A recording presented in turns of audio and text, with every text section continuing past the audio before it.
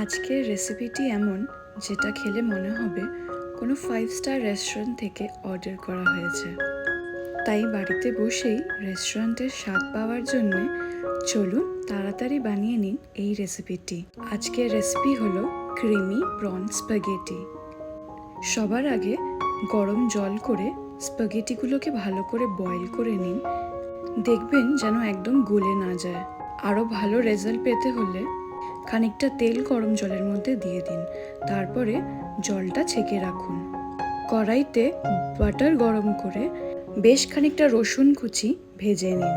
চিংড়ি মাছগুলোকে নুন দিয়ে একটু হালকা করে টস করে নিন। এর মধ্যে দিয়ে দিন আগে থেকে হালকা করে ভাপানো broccoli, capsicum, bell peppers, zucchini. যে কোনো সবজি আপনারা কম বেশি করতে পারেন আপনাদের মর্জি মতন। সব কিছুকে টস করে সাইডে তুলে রাখুন। এবার কড়াইতে আরেকটু বাটার আর তেল গরম করে 1 চামচ ময়দা ভালো করে ভেজে নিন। যখন কাঁচা গন্ধটা চলে যাবে আস্তে আস্তে ঠান্ডা দুধ তার মধ্যে মেলাতে থাকুন আর খুন্তি চালাতে থাকুন যাতে কোনো গাঁঠ না বেঁধে যায়। দুধ একদম ঘন হয়ে আসার আগেই তাড়াতাড়ি করে দিয়ে দিন নুন, রসুনের পাউডার বা রসুন কুচিও দিতে পারেন, চিলি ফ্লেক্স, গোলমরিচ গুঁড়ো, অরিগ্যানো আর মিক্সড হার্বস। তারপরে দিয়ে দিন ফ্রেশ ক্রিম আর চিজ। সব কিছুকে একদম ভালোভাবে মিলিয়ে নিন।